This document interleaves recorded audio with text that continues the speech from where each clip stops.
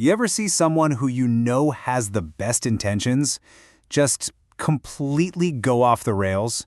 And you're left wondering, how did that even happen? Well, today, we're going to unpack a master's analysis of exactly that, how good people get corrupted, and, maybe more importantly, how they can find their way back. This is all about influence, integrity, and really, the battle that goes on inside all of us. What a quote, right? This one line from the master pretty much sums up the entire problem we're looking at. It points to this kind of scary truth about us. Building character is this slow, hard grind, but tearing it all down, that can happen in a flash. So think of this as a kind of roadmap. We're going to follow the journey of how even the most pure-hearted person can get stained by the world around them. But stick with me, because we're also going to uncover the path to getting clean again. And that part, well, it reveals something really fundamental about how we can protect ourselves. Okay, so to really get our heads around this transformation, we need a good metaphor. And the source gives us a perfect one. This idea of a simple, plain white cloth being dropped into a big vat of dye. And this is what happens. It's pretty shocking. A person who everyone thought of as lovely and gentle becomes what the source literally calls a ferocious demon. It's a total 180 of their character, which, leads us right to the big question. How? So it all comes down to this contrast here. On one side, you have the white cloth. It stands for purity, idealism, all that good stuff. But also, and this is crucial, naivety. And on the other side, you've got the dye vat. That's the world, right? With all its pressures, its subtle manipulations, and the environments that can totally corrupt you. Our story is about what happens when that cloth hits the dye. All right, let's stop talking in metaphors and look at a real case study from the source to see how this plays out with actual characters. We're going to dig into the case of a young man named Thuong Mank and the woman who just changes everything for him. So, here's our white cloth, Thuong Man. He is the perfect subject for this. He's pure-hearted, and his genuine goal in life is just to be a good person. The source even says he has a solid foundation of pure past habits. But, and this is the weak spot, he's also incredibly naive and has basically no experience with the world. And here is our dye vat, Nokapati. She is his total opposite. She's worldly, she's experienced, and she's extremely calculating. But pay attention to how she does it. It's not about brute force. She actually uses her own past trauma as a tool, to get sympathy and then step by step just break down the boundaries of other people. And check this out. This is her very first move. Her first question about Thuong Munch isn't just small talk. It's recon. Does he have a lover? She's not asking because she's friendly. Nope. She's probing for a weakness, for inexperience, for an opening. She's scoping out the opportunity. Yeah, so this is not just happening by chance. The source shows that it's actually a clear, almost scientific process. Let's break down this art of corruption step by step. The source actually lays out her whole method in 4 distinct steps. First, she investigates for weakness, finding out he doesn't have a lover. Next, she assesses that vulnerability, confirming, okay, this guy is naive. Then she starts to erode the boundaries, getting him to talk to her differently, to see her differently. And what's the end game?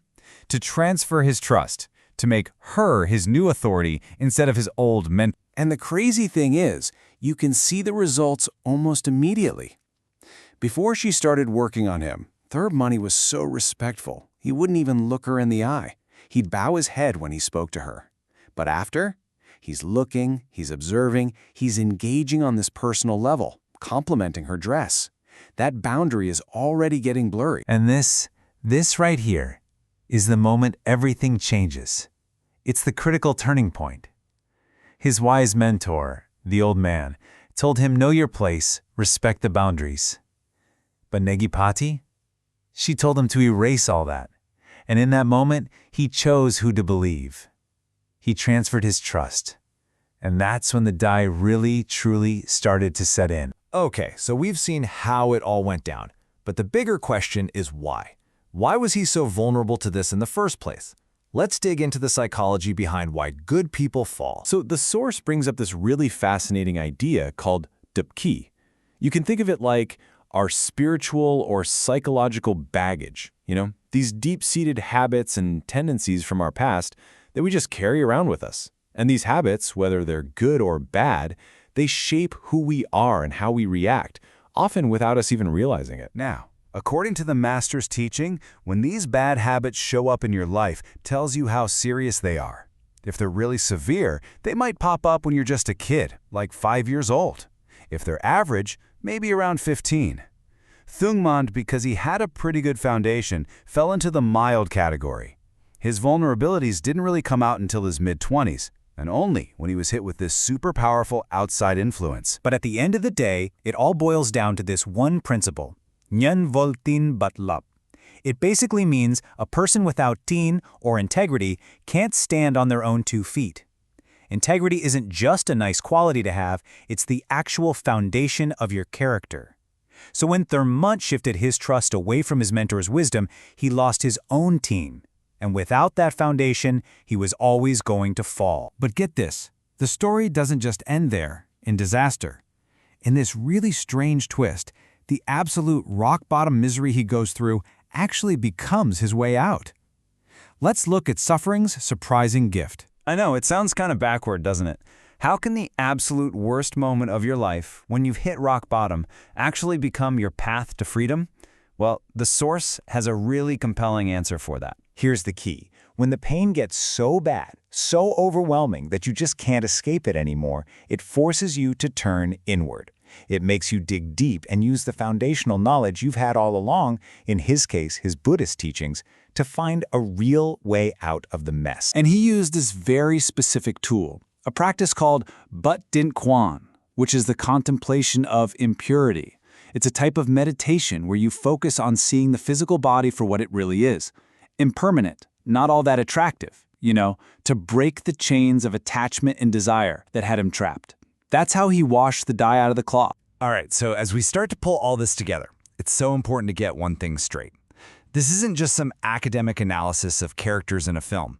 This story, it's a mirror for us. And the Master couldn't be clearer on this. He says it outright. This story isn't about Tungmeng and Gokpati. It's a case study for our own lives. It's a chance for us to look at our own weak spots, our own habits, and the influences we're letting shape who we become. So, I'll leave you with this question to really think about. We all start out as a white cloth, right? So what are the dye vats in your world? The people, the jobs, the environments, the ideas that are threatening to stain your integrity? And maybe, more importantly, what are you actively doing to protect your own white cloth?